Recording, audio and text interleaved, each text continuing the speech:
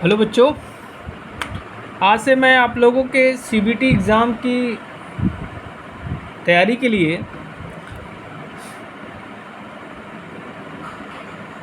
MCQs निबी के पढ़ाने जा रहा हूँ। कोशिश करिएगा पूरे वीडियोस देखिए। आप लोगों को निम्मी के भी क्वेश्चन पढ़ने हैं और कुछ एक्स्ट्रा क्वेश्चन भी पढ़ने हैं, ठीक है। चलिए स्टार्ट करते हैं। मॉडल नंबर 1 क्या कह रहा है कि डीसी जनरेटर में एक्स के रूप में चिन्हित भाग का नाम क्या है। ये आपको एक फिगर दे दिया गया है। अब पूछा ये जो एक्स है ये क्या है आपका। कम्यूटेटर कोर है, ब्रश है, कम्यूटेटर रेज़र है, कम्यूटेटर खंड है। तो बच्चों इसमें आंसर क्या हो जाएगा आपका, ये आपका कम्यूटेटर रेज़र है, कम्यूटेटर रेज़र है, ठीक है। चलिए अगला क्वेश्चन देखते हैं। जनरेटर का नाम क्या है, ये आपको एक फिगर दे दिया गया है, ठीक है बच्चों। ये आपको एक फिगर दे दिया गया है, ठीक। और पूछ रहा है कि ये कौन सा जनरेटर है। Differential long shunt compound generator है, डिफरेंशियल लघु शंट कंपाउंड जनरेटर है, ठीक है। संचयी लॉन्ग शंट कंपाउंड जनरेटर है, संचयी लघु शंट कंपाउंड जनरेटर है। देखिए ये तो यहाँ से तो क्लियर हो गया कि ये देखिए यहाँ पे आर्मेचर के साथ फील्ड वाइंडिंग जुड़ी है तो लॉन्ग शंट है, ठीक है। ये तो क्लियर हो गया। अब देखिए यहाँ पे दोनों करंट की डायरेक्शन चेंज हो गई है, ठीक है, डिफ़र हो गई है। तो क्या हो जाएगा, differential long shunt compound generator, ठीक। चलिए अगला क्वेश्चन देखते हैं। क्या कह रहा है कि डीसी जनरेटर में प्रेरित ईएमएफ की दिशा ज्ञात करने के लिए किस नियम का प्रयोग किया जाता है। कॉक स्क्रू का नियम, दाहिने हाथ की हथेली का नियम, फ्लेमिंग के बाएं हाथ का नियम, फ्लेमिंग के दाहिने हाथ का नियम।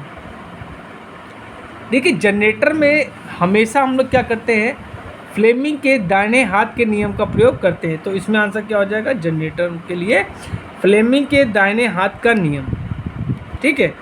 अगर यहाँ पे आपसे कह देता मोटर, डीसी मोटर, तो यहाँ पे हम लोग फ्लेमिंग के बाएं हाथ का नियम प्रयोग करते हैं।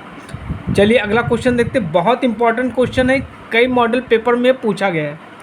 डीसी जनरेटर में उत्पन्न ईएमएफ की गणना करने के लिए किस सूत्र का प्रयोग किया जाता है। देखिए कि यहाँ पे आपको कई ऑप्शन दे दिए हैं।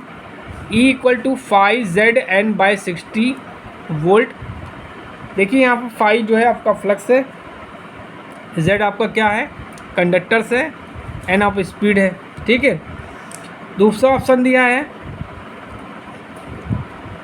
5ZNP/60A, ठीक है। और तीसरा ऑप्शन दिया 5ZNP/60A, एक ही ऑप्शन दे दिया है, ठीक है।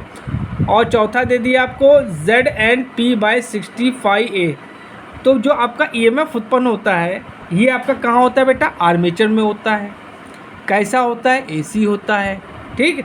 और इसका फॉर्मूला क्या आपका, बी ऑप्शन बिल्कुल सही है, ठीक है, 5ZNP/60A, ठीक है। चलिए अगला क्वेश्चन देखते हैं।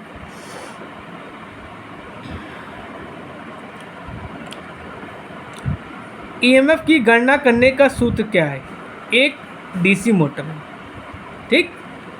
तो EB = V/IARA volt, EB = V × IARA, EB = V - IARA, EB = V + IARA, ठीक है। देखिए बैक EB जो है आपका बैक EMF है, ये क्या आपका बैक EMF है। और ये क्या होगा, हमेशा वोल्टेज जो आपका सप्लाई वोल्टेज है उसके हमेशा अपोजिट होगा, ठीक है। तो इसमें आंसर क्या हो जाएगा आपका, सी सही है। EB = V - IARA। IARA क्या है, आर्मेचर में जो वोल्टेज ड्रॉप होता है वो है, ठीक। चलिए अगला क्वेश्चन देखते हैं। क्या कह रहा है कि डीसी जनरेटर में एक्स के रूप में चिन्हित भाग क्या है। यहाँ पे एक दे दिया है और आपसे पूछा है कि जो एक्स इंडिकेट कर रहा है ये कौन सा भाग है। ध्रुव की नोक, ध्रुव कुंडली, पोल कोर, पोल शू। ठीक है, तो ये क्या है आपका, ये आपका क्या है, पोल शू है। ये जो देख रहे हैं आप, ये क्या है आपका, पोल शू है। तो इसमें आंसर क्या हो जाएगा, पोल शू। देखिए पोल शू का काम क्या है ये भी आपको पता होना चाहिए। देखिए पोल शू जो होता है आपका कास्ट आयरन का बना होता है। इसका काम क्या है, इसका काम एयर गैप में फ्लक्स को समान रूप से वितरित करना। एयर गैप में फ्लक्स को समान रूप से वितरित करना ही पोल शू का काम होता है। देखिए आपको एक फिगर दे दिया गया है। अब ये पूछ रहा है कि ये कौन सा जनरेटर है। ठीक है, अब ध्यान से देखिए, ये आपकी फील्ड वाइंडिंग हो गई और ये आपकी आर्मेचर वाइंडिंग हो गई। अब देखिए ये जो आपकी फील्ड वाइंडिंग है, यहाँ इसको एक्साइटेशन हम डीसी सोर्स के द्वारा कर रहे हैं। मतलब इसकी फील्ड जो है आपकी सेल्फ एक्साइटेड नहीं है। इसकी फील्ड क्या है, आपकी सेल्फ एक्साइटेड नहीं है। इसको हम लोग क्या कर रहे हैं, एक दूसरे सोर्स के द्वारा एक्साइट कर रहे हैं। तो ये कौन सा जनरेटर हो जाएगा, ये आपका हो जाएगा सेपरेटली एक्साइटेड डीसी जनरेटर। ठीक है, चलिए अगला क्वेश्चन देखते हैं। क्या कह रहा है, जनरेटर के द्वारा किस ऊर्जा को विद्युत ऊर्जा में परिवर्तित किया जाता है। ऊष्मीय ऊर्जा को, गतिशील ऊर्जा को, रासायनिक ऊर्जा को, यांत्रिक ऊर्जा को। देखिए जो जनरेटर होता है वो क्या करता है, आपका मैकेनिकल एनर्जी को इलेक्ट्रिकल एनर्जी में बदलता है। मतलब यहाँ पे आंसर क्या हो जाएगा, यांत्रिक ऊर्जा। अगर यहीं पे आपका डीसी जनरेटर की जगह आपका मोटर होता है तो उसमें हो जाता है आपका इलेक्ट्रिकल एनर्जी मैकेनिकल एनर्जी में कन्वर्ट होती है। चलिए अगला क्वेश्चन देखते हैं। ये आपका 9th क्वेश्चन है। यहाँ पे एक डीसी जनरेटर की फील्ड का नाम क्या है। ठीक, यहाँ पे आपको दे दिया है।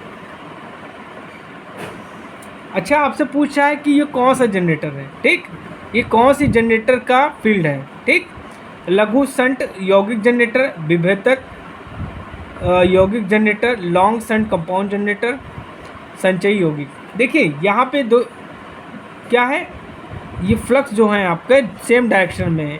दो फ्लक्स जो हैं आपके सेम डायरेक्शन में है। ठीक है, तो ये सब किस में होता है, ये अगर ए सेम डायरेक्शन में होंगे तो एडिशन होगा, तो वहाँ पे हो जाएगा आपका संचयी यौगिक जनरेटर। अगर दोनों अलग अलग होंगे तो वहाँ क्या हो जाएगा, विभेदक यौगिक जनरेटर। समझ में आया। चलिए अगला क्वेश्चन देखते हैं। क्या कह रहा है कि डीसी जनरेटर का सिद्धांत क्या है। कॉक स्क्रू का सिद्धांत है, फ्लेमिंग के बाएं हाथ का नियम है, फ्लेमिंग के दाहिने हाथ का नियम है, फैराडे का विद्युत चुंबकीय प्रेरण नियम है। देखिए डीसी जनरेटर हो, चाहे आपका डीसी मोटर हो, चाहे आपका अल्टरनेटर हो, सब में हम लोग क्या यूज़ करते हैं, फैराडे का विद्युत चुंबकीय प्रेरण का नियम यूज़ करते हैं।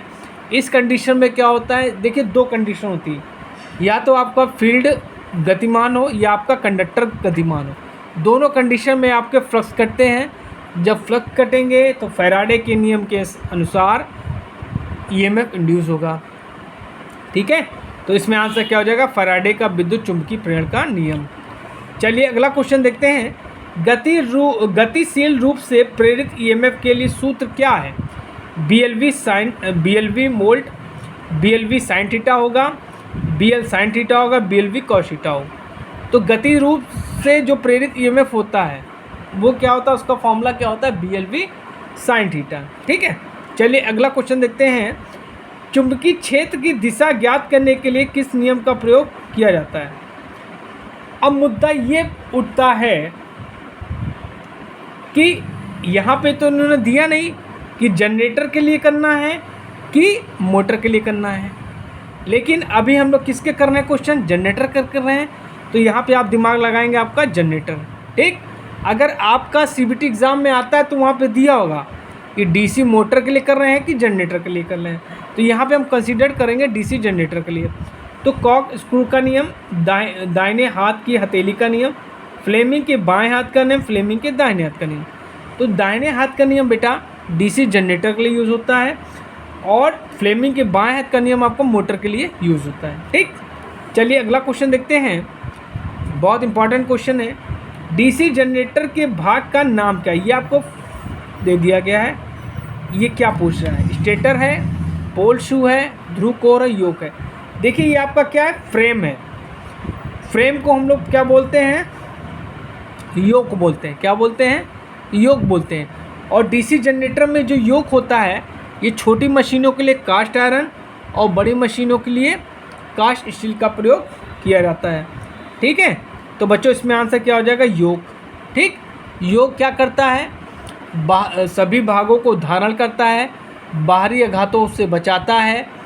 ठीक है, और क्या करता है, फ्लक्स के लिए लो रिलेक्टेंस का पाथ क्रिएट करता है। ठीक है, ये सब काम आपके क्या होते हैं, योग के होते हैं।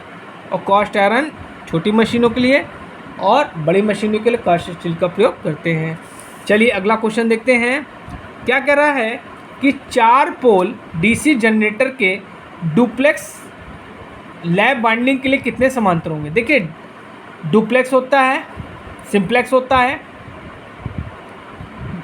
ठीक है, डुप्लेक्स पहले होता है सिंप्लेक्स। सिंप्लेक्स में क्या होगा, ए बराबर पी होगा, तो समांतर पथ आपके कितने हो जाएंगे, पोल के बराबर हो जाएंगे। यहाँ पे क्या करा है, डुप्लेक्स, तो डुप्लेक्स केस में क्या होता है, ए बराबर 2p होता है। तो यहाँ पे पोल कितने दे दिए हैं, 4 दे दिए हैं। तो यहाँ पे पोल को हम दुगना कर देंगे तो इसमें आंसर क्या हो जाएगा, 8 हो जाएगा। यही बात अगर यहाँ पे ट्रिप्लेक्स कर देता तो पोल को हम 3 से गुणा कर देते तो क्या हो जाते हैं, पोल आपके 12 हो जाते हैं। ठीक है, ये आपको बात याद रखना है। डीसी जनरेटर के भाग का नाम बताइए, ये आपको फिगर दे दिया गया है। अब ये पूछ रहा है कि ये कौन सा भाग है, साइड एंड प्लेट्स है, कम्यूटेटर खंड है, पोल शू लेमिनेशन है, आर्मेचर कोर लेमिनेशन है। ये क्या है आपका, तो ये आपका क्या, आर्मेचर कोर लेमिनेशन है। देखिए लेमिनेशन में किससे करते हैं, वार्निश से करते हैं। और लेमिनेशन जो आर्मेचर की जो पत्तियाँ होती हैं जिनसे बनाया जाता है उनकी लंबाई 0.35 mm से लेकर 0.50 mm होती हैं। ठीक है, लेमिनेट क्यों करते हैं, लेमिनेशन की बात आ गई बेटा। तो लेमिनेशन इसलिए करते हैं कि एडी करंट लॉसेस कम हो। क्लियर है, चलिए अगला क्वेश्चन देखते हैं। डीसी जनरेटर में इंटरपोल्स कैसे जुड़े होते हैं। ठीक है, आर्मेचर के साथ श्रृंखला में, आर्मेचर के साथ समांतर में, शंट फील्ड के साथ श्रृंखला में, शंट फील्ड के साथ समांतर में। देखिए पोल्स, इंटरपोल्स क्या यूज़ करते हैं, इंटरपोल्स हम लोग डीसी जनरेटर में आर्मेचर रिएक्शन को कम करने के लिए हम लोग इंटरपोल्स का प्रयोग करते हैं। अब मुद्दा आता है, ये पूछा किसके साथ कैसे जुड़ा होता है, जो इसको हम आर्मेचर के साथ सीरीज़ में जोड़ते हैं। ठीक है, चलिए अगला क्वेश्चन देखते हैं। एक स्वयं उत्तेजित डीसी जनरेटर में अवशिष्ट चुंबकत्व की आवश्यकता क्या है, वोल्टेज निर्माण करे, फील्ड करंट कम करे, आर्मेचर करंट कम करे, नियत आउटपुट वोल्टेज बना रखें। तो क्या होता है, देखिए जो आपका